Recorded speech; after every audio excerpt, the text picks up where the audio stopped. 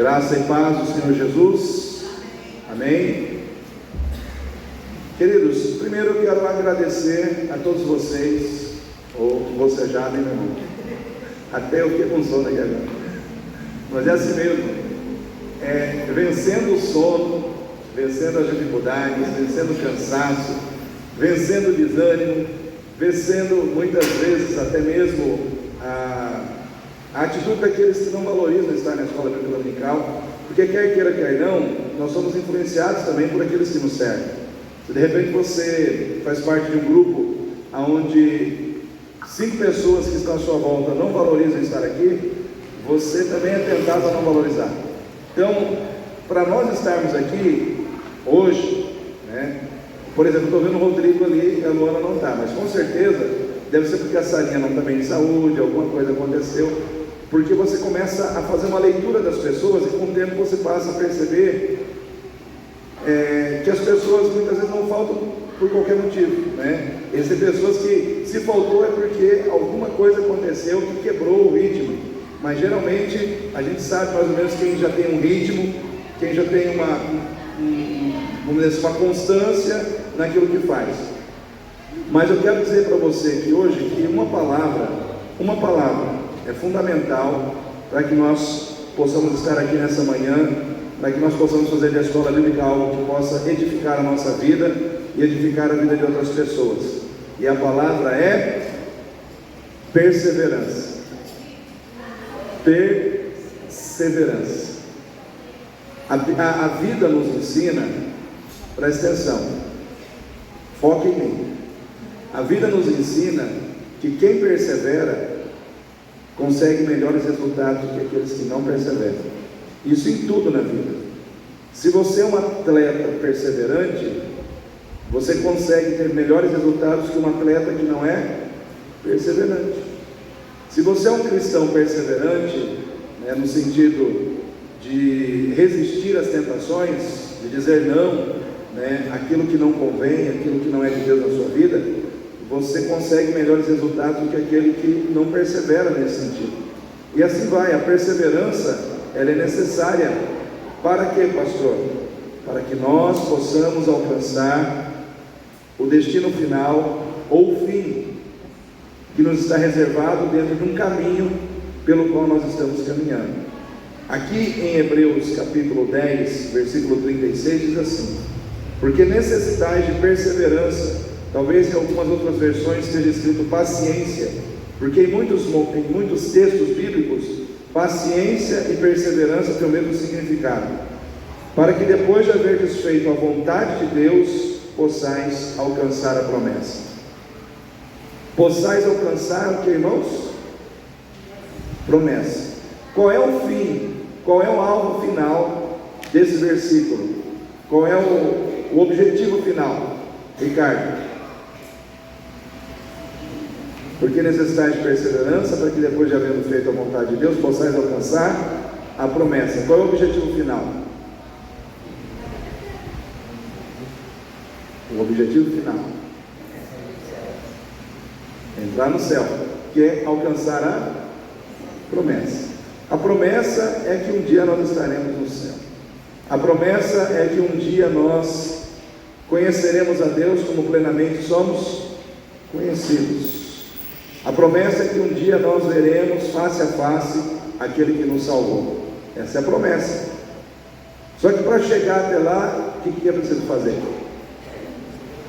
Olhando só nesse versículo: perseverar, perseverar, perseverar, perseverar em fazer a vontade de Deus. Porque é o que está aqui, ó. Porque necessitais de perseverança, para que depois de haver desfeito a vontade de Deus, alcanceis a promessa. Finalmente a promessa será alcançada, mas depois de muita perseverança. Então nessa manhã eu quero pensar com vocês sobre essa questão da perseverança. Existem muitos inimigos da perseverança na nossa vida, e nós temos que vencer todos esses inimigos. A perseverança é boa quando ela te faz caminhar dentro de um bom caminho, mas a perseverança pode ser ruim se você estiver num caminho errado, porque você vai perseverar no erro, né? Você vai insistir em algo que não é bom. Então, a nossa perseverança em estarmos aqui, em buscarmos valorizar a escola bíblica dominical na nossa vida, ela vai nos levar a qual objetivo? A alcançar qual objetivo, Rodrigo? Promessa. Mas pensando em estudo da palavra, pensando em o que nós fazemos aqui domingo pela manhã, qual é o resultado de perseverarmos em estarmos aqui? Aprendermos mais, ou seja, termos mais conhecimento, e com o conhecimento termos mais crescimento espiritual, crescermos mais espiritualmente, termos, resumindo numa palavra, lá em cima, maturidade. A minha pergunta é: ter maturidade é bom? Ser uma pessoa madura é bom? Mas vai vir só porque a gente acha que é bom? Vai vir só porque a gente acha que é importante? Não. Vai vir porque a gente está perseverando em buscar situações que nos levam a alcançar. E uma delas é o conhecimento da palavra, é estudarmos a palavra, é interagirmos uns com os outros no conhecimento da palavra, é compartilharmos um com o outro das nossas experiências dentro da palavra, porque tudo isso gera crescimento, tudo isso gera maturidade, tudo isso gera edificação mútua na vida da igreja. Então, estar aqui na escola bíblica dominical, para quem quer alcançar maturidade, é muito importante. E o meu desafio e o seu é fazer com que esse grupo que está aqui cresça, aumente. Como que eu posso fazer isso, pastor?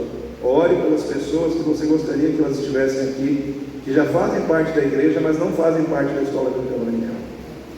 Primeiro ponto. Segundo, convide essas pessoas, porque muitas vezes o convite teu tem mais peso do que o convite do pastor, porque o convite do pastor, para muitos, ele soa como uma cobrança. Sim ou não? O pastor está me cobrando, não vou. Aí a pessoa faz bico, ela faz birra e não vem. Mas de repente, aquela pessoa é muito amiga sua ou amigo seu, e você chega e fala: cara, vamos para a escola bíblica, vamos aprender junto, eu estou sendo tão edificado lá, né? Eu estou aprendendo tanta coisa legal lá, vamos lá. Aí a pessoa fala: pô, me convidou, eu vou. Então, sabe como é que faz a diferença esse tipo de atitude? Essas situações, elas fazem diferença na nossa vida. Igreja Batista Itatiaia, ela precisa crescer em número de pessoas. Sim ou não, irmãos? Precisa. Nós precisamos crescer como igreja. Nós precisamos crescer. O que faz uma igreja crescer em número? Davi: evangelizar. Evangelizar. Nós temos que começar a trazer para dentro de nós essa palavra evangelizar com muito mais força, com muito mais significado, com muito mais compromisso. Nós precisamos evangelizar, porque senão o que acontece? Entra ano, passa ano, entra ano, as mesmas pessoas estão lá, e a gente precisa renovar muitas vezes até mesmo as lideranças de ministério, sim ou não? Se não muda, se não cresce, se não aparecem novas pessoas, via de regra, as outras situações também não mudam. E aí a gente vai sentindo, a gente começa a sentir que a gente está cansando. Por quê? Porque a gente precisa de mais pessoas. Então o número, ele é importante para aliviar a carga. Imagina se tem uma pessoa só para carregar um peso. Aquela pessoa vai fazer um tipo de esforço. Mas se aparecem mais 4 pessoas para carregar aquele peso com aquela pessoa, vai ficar mais leve, sim ou não? Então o número, ele é muito importante nisso, para aliviar o peso, para aliviar a carga, né? Por exemplo, a Margarete chegou há algum tempo atrás e ela está aliviando a carga da gente no sentido de limparmos o templo. Então ela veio, está presente entre nós, precisa ser integrada, né? Mas está aliviando uma carga, já está aliviando uma carga, assim como outros que vieram estão aliviando uma outra carga em outro sentido, outro aspecto, dentro do funcionamento da igreja. Mas nós precisamos de mais gente, sim ou não? Então, eu estou falando tudo isso para os irmãos porque a gente precisa esse ano, além do foco em família, que é o que o Larison deu na escola aqui dominical, nós precisamos focar também em evangelismo. Então, o projeto Vida Total da igreja, que vai acontecer em maio, final de maio, ele tem esse propósito de despertar o nosso coração nesse sentido, principalmente nesse sentido, e a gente precisa assumir compromissos evangelísticos, precisa assumir compromissos evangelísticos, de pregar o Evangelho, de anunciar a Cristo para outras pessoas. Então, por exemplo, o meu vizinho de frente de casa, esses dias eu fui lá, falei, como é que eu vou chegar nele? Às vezes a gente fica pensando, como é que eu vou chegar nessa pessoa? Descobre o que a pessoa gosta. Eu sei que ele gosta de churrasco, comprei uma faca e levei uma faca para ele toda trabalhada. Aí eu falei, esse aqui é um presente para você usar em momentos especiais relacionados ao churrasco. Aí eu levei a Bíblia, esse aqui é para você usar em todo o tempo. Aí ele olhou para a Bíblia, pastor, eu gosto das duas coisas, gosto de faca e gosto de Bíblia. Eu falei, que bom. Falei, posso abrir a Bíblia e trazer um texto para você? A própria Bíblia que eu estou dando de presente? Pô, mas claro, pastor. Aí eu abri a Bíblia em João 3,16. Não precisa falar mais nada, né? É o texto que fala, é um texto evangelístico por si só. Eu só li o texto e expliquei o texto. Aí eu perguntei, diante do que foi explicado para você, você gostaria de aceitar Jesus? Sabe o que ele disse para mim? Só se for agora, pastor. E ele entregou a vida dele para Jesus. Naquele dia que eu fui lá levar uma faca, quer dizer, levei a faca, depois levei a Bíblia, e aí eu preguei para ele uma vez só. Questão de 5, 10 minutos, ele entregou a vida para Jesus. O segundo passo está difícil, que é trazer para a igreja, né? Porque eu falei, agora você precisa congregar, você precisa ir para uma igreja, você precisa se encher da palavra. Vou lá, pastor, vou lá, mas não vem, né? Toda hora que ele me vê, eu vou lá, tudo bem. Aí, tipo assim, eu fiz a minha parte. Se ele vai vir congregar, aí eu não tenho como ter nenhuma ação sobre isso, mas eu fiz o que Deus mandou. Então nós temos que fazer, o restante fica na mão de Deus, né, irmãos? Porque se você foi, pregou, entregou, agora Deus vai trabalhar no que foi plantado, né? Mas nós temos que ter essa atitude, nós temos que ter essa ação, né? Nós precisamos ter essa ação, nós precisamos ficar incomodados com o fato de não estarmos evangelizando. A gente tem que estar incomodado com isso. Eu não estou evangelizando, e isso tem que me incomodar, né?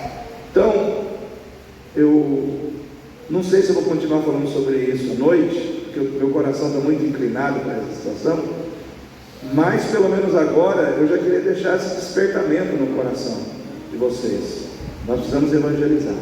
Tem muita gente perdida que precisa ser achada, e Jesus continua sendo a salvação de todo aquele que nele crê. Amém?